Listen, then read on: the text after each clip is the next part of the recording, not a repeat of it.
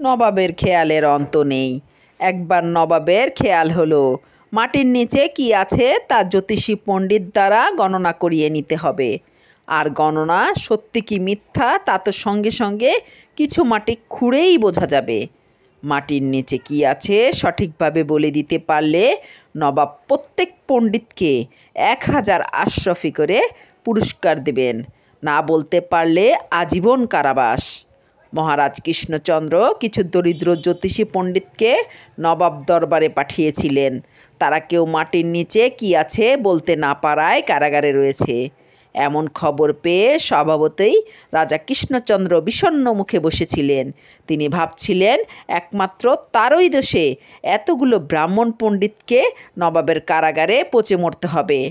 সদা হাস্যময় গোপাল মহারাজের ওই ভাব দেখে বলল, মহারাজ অমন গোমরা মুখ করে বসে আছেন কেন?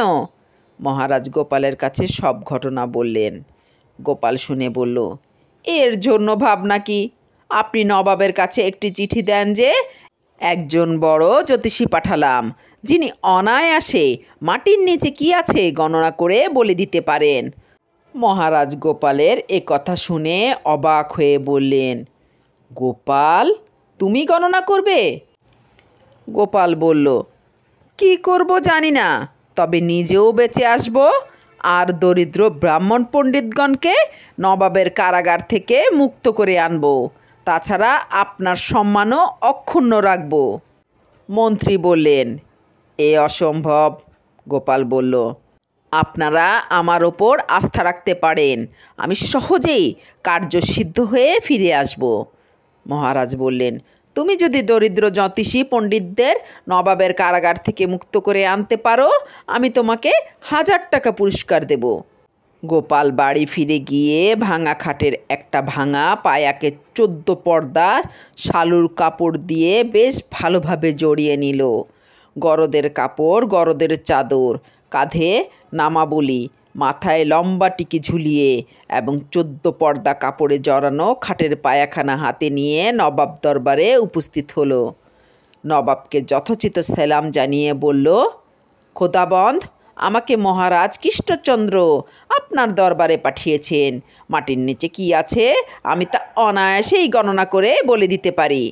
গোপালের কথা শুনে নবাব খুব সন্তুষ্ট হয়ে বললেন, আপনার চেহারা দেখেই বুঝতে পেরেছি আপনি একজন মহান পণ্ডিত।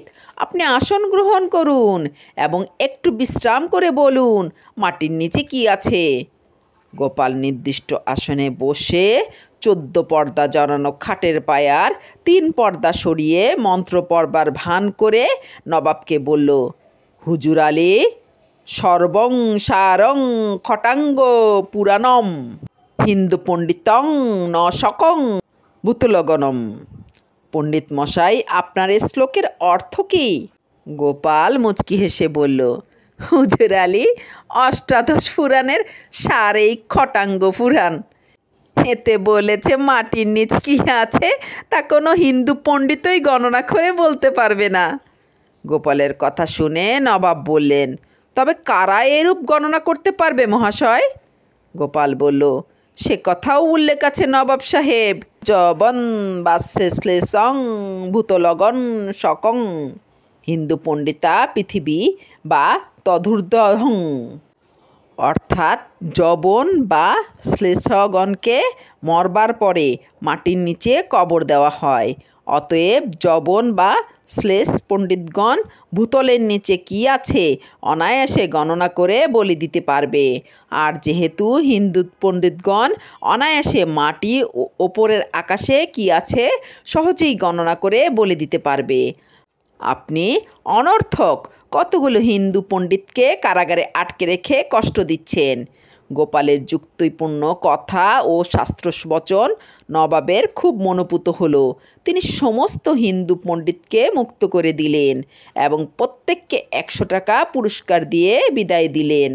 তারপর গোপালের হাতে 500 টাকা দিয়ে বললেন, আপনি যথার্থ কথা বলেছেন পণ্ডিত মশাই। আপনি না বললে আমি অনেক হিন্দু পণ্ডিতকে অনর্থক কষ্ট দিতুম। এই সামান্য কিছু নিন, আমি এক্ষুনি কাঠমোল্লা পণ্ডিতদের ডেকে এনে মাটির নিচে কি আছে তা গণনা করাচ্ছি। নবাবের কাছ থেকে 500 টাকা পুরস্কার পেয়ে খটাঙ্গ পুরাণখানা হাতে নিয়ে গোপাল একরকম নাচতে নাচতে মহারাজ কৃষ্ণচন্দ্রের রাজসভায় এসে উপস্থিত হলো। নবাবের কারাগার থেকে যেসব জ্যোতিষী পণ্ডিত মুক্ত হয়েছিল তারাও এসে সকলেই মহারাজ কৃষ্ণচন্দ্রের সভায় উপস্থিত হলো। গোপালের মুখে সব ঘটনা শুনে মহারাজ কৃষ্ণচন্দ্র ও সভার সকলেই জয়ধ্বনি করে উঠল, জয় গোপালের জয়, জয় খটাঙ্গ পুরাণের জয়। মহারাজ গোপালকে প্রতিশ্রুতি মতো 1000 টাকা পুরস্কার দিয়ে বললেন, তোমার খটাঙ্গ পুরাণখানা একবার দেখাও তো। গোপাল পুরস্কারের টাকা ট্যাকে গুজে খটাঙ্গ পুরাণের ওপরে জড়ানো 14 পর্দা সরিয়ে ফেলতেই খাটের একটি ভাঙা পায়া বেরিয়ে পড়ল। মহারাজ কৃষ্ণচন্দ্রের রাজসভায় তুমুল হাসির রোল উঠল।